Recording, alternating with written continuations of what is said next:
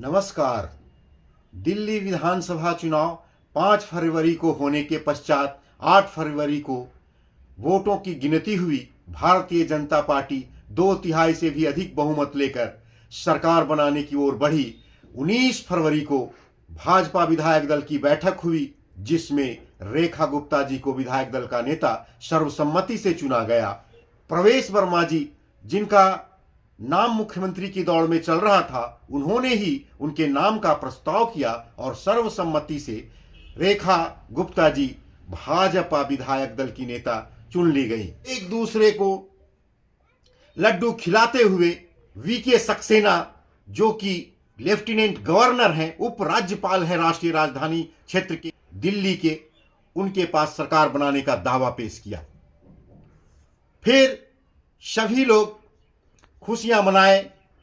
रेखा गुप्ता जी के परिवार में काफी खुशियां मनाई गई। देश भर में मीडिया के माध्यम से यह खबर फैल गई कि दिल्ली में फिर से महिला मुख्यमंत्री बनाई जा रही है, क्योंकि जब भाजपा 1993 से 1998 के बीच सत्ता में थी, तो 3 महीने के लिए 1998 में विदुषी नेत्री सुषमा स्वराज जी को मुख्यमंत्री बनाया था।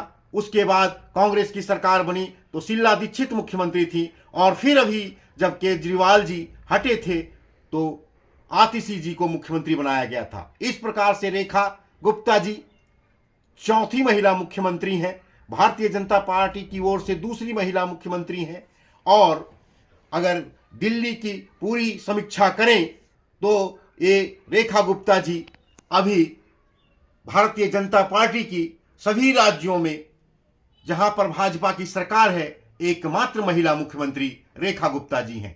भारतीय जनता पार्टी के रणनीतिकारों ने बहुत सोच समझकर ऐसी नीति बनाई होगी कि रेखा गुप्ता जी को मुख्यमंत्री पद के लिए चुना। 20 फरवरी को 12:35 में रामलीला मैदान में, वही ऐतिहासिक रामलीला मैदान जहां पर अन्ना हजारे जी का आंदोलन हुआ था, जहां से कई नेता पनपे, अपनी चतुर दृष्टि राजनीति पर लगाए हुए थे, जिसे हम दूसरी भाषा में कहें तो एक गिद्ध दृष्टि भी कह सकते हैं, कि जनता को गुमराह करके बहुत प्रकार से लोभ और प्रलोभन देकर सत्ता में आने का इरादा पहले से बना हुआ हो, ऐसा रामलीला मैदान में किया गया था। अन्ना जी के आंदोलन में लोग शामिल हो गए थे। वही ऐतिहासिक रामलीला मैदान में रेखा गुप्ता जी के मुख्यमंत्री पद का शपथ ग्रहण समारोह हुआ।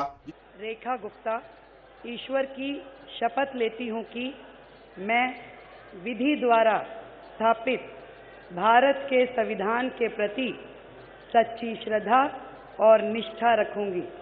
मैं भारत की प्रभुता और अखंडता अक्षुण्ण रखूंगी। मैं मुख्यमंत्री के रूप में अपने कर्तव्यों का श्रद्धापूर्वक और शुद्ध अंतःकरण से निर्वहन करूंगी, तथा मैं भय या पक्षपात, अनुराग या द्वेष के बिना सभी प्रकार के लोगों के प्रति संविधान और विधि के अनुसार न्याय करूंगी। मैं रेखा गुप्ता ईश्वर की शपथ लेती हूं कि जो विषय मुख्यमंत्री के रूप में मेरे विचार के लिए लाया जाएगा अथवा मुझे ज्ञात होगा, उसे किसी व्यक्ति या व्यक्तियों को तब के सिवाय जबकि ऐसे मुख्यमंत्री के रूप में अपने कर्तव्यों के सम्यक निर्वहन के लिए ऐसा करना अपेक्षित हो, मैं प्रत्यक्ष या अप्रत्यक्ष रूप से संसूचित या प्रकट नहीं करूंगी।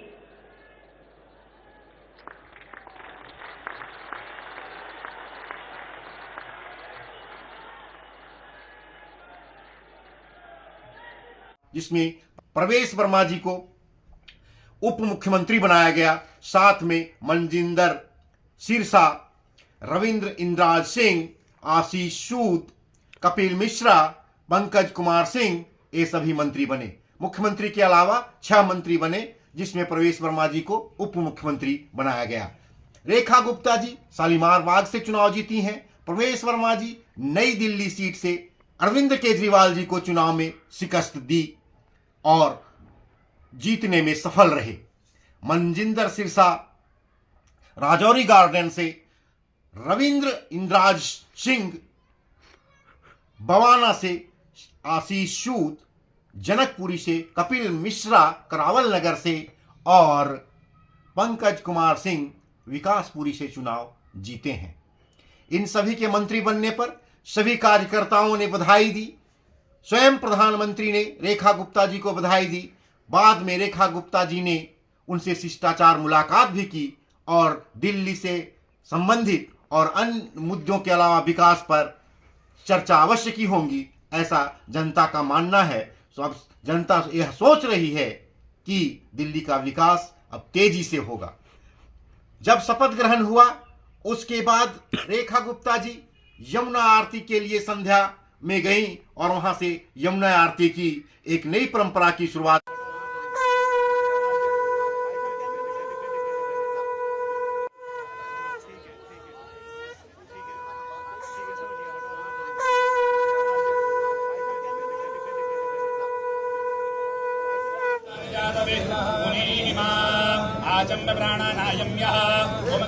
यमुना की साफ सफाई, उसकी स्वच्छता का वादा किया और यमुना आरती में शामिल हुई।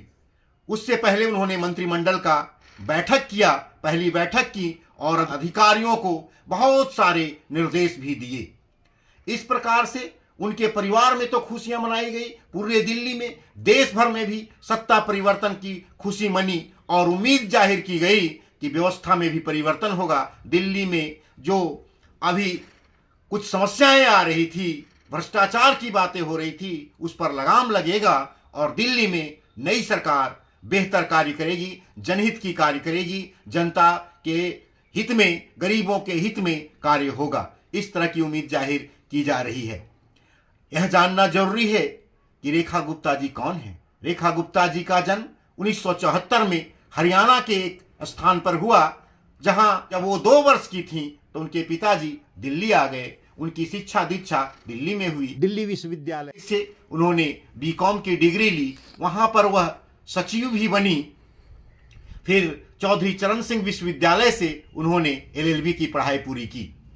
वह शुरू से छात्र आंदोलन में और छात्र राजनीति से जुड़ गई थी। अखिल भारतीय विद्यार्थी परिषद के माध्यम से जुड़कर राजनीति की ओर वो बढ़ चुकी थी। वो लंबे समय तक 20 वर्षों से अधिक समय से भारतीय जनता पार्टी में थी और काउंसिलर का चुनाव जीतती रही। दक्षिणी दिल्ली नगर निगम में मेयर यानी महापौर रही और फिर 2015 और 2020 के विधानसभा चुनाव में भारतीय जनता पार्टी की टिकट से शालीमार बाग विधानसभा क्षेत्र से लड़ी, परंतु आम आदमी पार्टी के कैंडिडेट से वह हारती रही। पार्टी ने फिर से उन पर ही विश्वास जताया और 2025 के विधानसभा चुनाव में उनको ही टिकट दिया और वह भारी मतों से जीतने में सफल रही। भारतीय जनता पार्टी को इस बार 70 सदस्यीय विधानसभा में 48 सीटें प्राप्त हुई। आम आदमी पार्टी को मात्र 22 सीटें प्राप्त हुई और इस तरह 2/3 से भी अधिक बहुमत लाकर भारतीय जनता पार्टी की सरकार बन गई है। अब उसके कामकाज की समीक्षा आने वाले 100 दिनों के बाद ही किया जा सकेगा।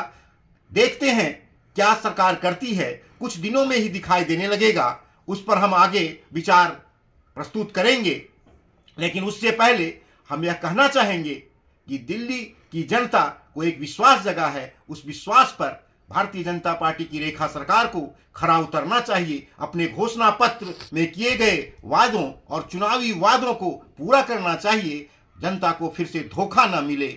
इस प्रकार न कहा जाए कि अन्ना आंदोलन में जो वादा किया गया था लोकपाल का, वह लोकपाल का नाम ही अरविंद केजरीवाल भूल गए थे। भ्रष्टाचारियों की लिस्ट थी उनके पास, सबूतों से उनका कमरा भरा हुआ था, लेकिन उसका कहीं कोई जिक्र नहीं हुआ। तो इस प्रकार से जनता छली गई। उनको सिर्फ लॉलीपॉप दिखाया गया। फ्री का राशन की बात जिस प्रकार केंद्र सरकार पर आरोप लगते कि फ्री का राशन दे रही है या कम पैसे में दे रही है, उसी प्रकार केजरीवाल ने महिलाओं को बसों में फ्री, बिजली बिल माफ, ये वो बहुत तरह के फ्री का प्रलोभन देकर अन्य विकास के मुद्दों और बहुत बड़ी बड़ी बातें, बहुत बड़ी जरूरतें जो दिल्ली के विकास के लिए हो सकती थी, उससे जनता का ध्यान हटाया जाता है। छोटी छोटी बातों में छोटे छोटे प्रलोभन देकर तो उन सब का काम दिल्ली सरकार, जो वर्तमान में भारतीय जनता पार्टी की रेखा सरकार बनी है, ऐसा नहीं करेगी। ऐसा जनता विश्वास करके चल रही है। विश्वास पर कितना खरा उतरती है रेखा सरकार, यह देखने वाली बात होगी। आगे इस पर हम लोग फिर विचार विमर्श करेंगे। तब तक के लिए धन्यवाद।